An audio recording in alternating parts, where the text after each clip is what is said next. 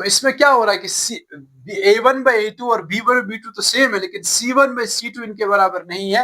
हम इसमें कहते हैं कि इसका कोई सोल्यूशन नहीं है, कोई कॉमन सोल्यूशन नहीं है। No solution.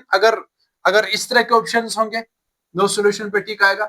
अगर इस तरह के ऑप्शंस होंगे, लाइंस क्या है, लाइंस नो सोल्यूशन उस वक्त जब लाइंस पैरेलल होती है। इस तरह के तीन ऑप्शंस होंगे तो पैरेलल पे टिक आएगा। अब यहाँ कंसिस्टेंट है, इनकंसिस्टेंट है, कंसिस्टेंट डिपेंडेंट है, इनकंसिस्टेंट है, कोई सोल्यूशन नहीं है, इनकंसिस्टेंट है। समझ गए आप? ठीक। अब अगर A1/A2 नहीं बराबर आता B1/B2 के, तो हम उसमें कहते हैं सिस्टम कंसिस्टेंट है, अगर ये वाले ऑप्शंस होते, और कहते हैं लाइंस इंटरसेक्टिंग है, अगर ये वाले ऑप्शंस होते, और ओनली वन सोल्यूशन। ठीक। और तीसरा, अगर फिर A1/A2, B1/B2 और C1/C2 भी सेम आता, इसमें तो नहीं आ रहा, अगर वो आता तो फिर उस वक्त हम कहते हैं इनमें से ये है कंसिस्टेंट डिपेंडेंट, और इन ऑप्शंस में से आएगा लाइंस कोइंसाइड करेंगे वो, और इन ऑप्शंस में से आएगा कि many solutions, infinitely many solutions है, इन्फिनिटली मेनी सॉल्यूशंस। ठीक है, मैंने many solution, infinitely many solutions.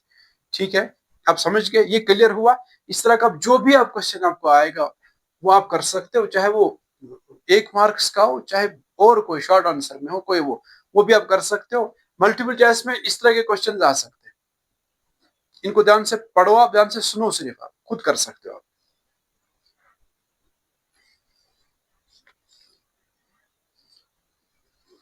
फिर ऐसे क्वेश्चंस, दो इक्वेशंस दी है, लीनियर इक्वेशन इन 2 वेरिएबल्स, उसमें सॉल्यूशन चेक करना है। x = 1, y = 5, क्या ये इन दो इक्वेशंस को सेटिस्फाई करेगा? इसमें LHS RS के बराबर आएगा? क्या ये दो वैल्यूज इनके सॉल्यूशंस है, या ये दो वैल्यूज इनके सॉल्यूशंस है? कौन सा पेयर है? यानी इसमें दो वेरिएबल्स है, इसलिए दो सॉल्यूशंस दिए हैं, x1 y-5, x-1 y+5, x1 y5++ दोनों है। कौन सा पेयर इन दोनों इक्वेशंस का सॉल्यूशन है? अब चेक कर, ऐसे क्वेश्चन आ सकते हैं। ठीक है ना, ऐसे। अब पहली इक्वेशन में चेक करो। पहली इक्वेशन ये है कि इसमें आप x दे दो 1, x + y = 6। अब x को रिप्लेस करो 1 से, फिर प्लस, यही पेयर लेना ना, x1 और y लेना है -5, तो y के बदले -5 लिखो, प्लस तो प्लस है, -5 लिखेंगे ब्रैकेट में, y का वैल्यू = 6। 1 + -, 1 -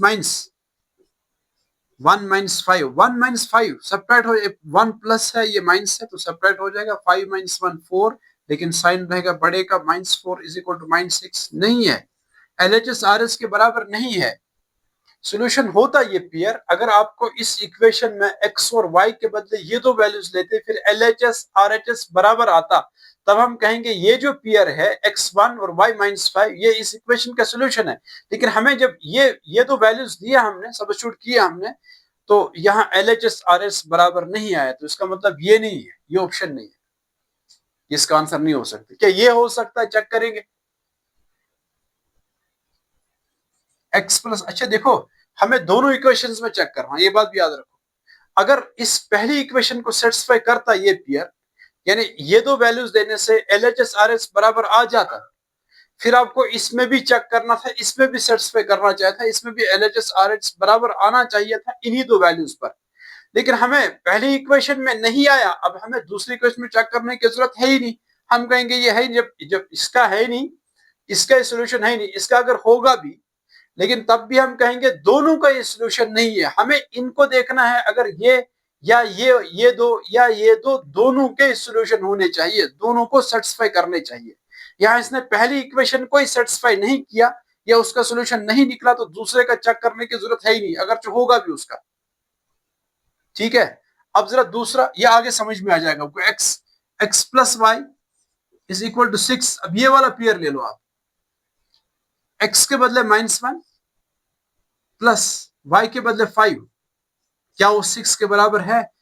ये भी सब्ट्रैक्ट हो जाएंगे, 5 - 1 4, लेकिन इतना फर्क है कि साइन यहाँ प्लस रहेगा, इसलिए कि बड़ा 5 है, बड़ा वो प्लस है। 4 = 6, लेकिन सेटिस्फाई फिर भी नहीं हुआ, LHS RS के बराबर नहीं हुआ, पहली इक्वेशन में जब हमने चेक किया, अब दूसरे में चेक करने की जरूरत ही नहीं है। अब जरा तीसरा चेक करते हैं। तीसरा ऑप्शन जो है कि x1 है और y5 है। इस इक्वेशन में आप दे दो x है 1, y है 5, तो x के बदले 1, y के बदले 5, वो 6 के बराबर है। ये इक्वेशन मैंने लिखी, x के बदले 1 लिखा, y के बदले 5 लिखा। ये दो ऑप्शन, ठीक, ये दो वैल्यूज। तो 5 + 1 6 इज इक्वल टू 6। हाँ, आ रहा है LHS RS के बराबर। इसका मतलब ये इसका सोल्यूशन है। अब लेकिन होना चाहिए इसका भी, चेक करेंगे। जब है इसका सोल्यूशन, अब हम दूसरी इक्वेशन को भी चेक करेंगे। पहले इक्वेशन का तो था नहीं। पहले जो दो ऑप्शंस थे वो दोनों इक्वेशंस के सॉल्यूशंस नहीं थे, इसलिए हमने दूसरी इक्वेशन का चेक ही नहीं किया। लेकिन इसमें निकल रहा है कोई पहली इस इक्वेशन का सॉल्यूशन है। अब जरा इसका देखिए हम। इसमें ये इक्वेशन है 2x + y is equal to 7। x को रिप्लेस करना है 1 से, 2 × 1 प्लस y कितना है, y है y 5 है ना, प्लस 5 इज इक्वल टू 7।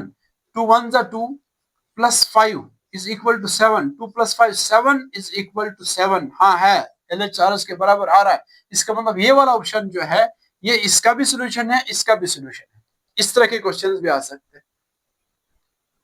समझ गया? ये समझ में आया पूरा आपको? फिर एक लास्ट में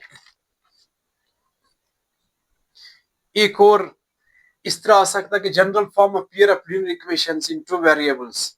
जनरली कैसे लिखते हैं हम पेयर ऑफ लीनियर इक्वेशंस को, दो इक्वेशंस को, सिस्टम ऑफ टू इक्वेशंस को इन टू वेरिएबल्स।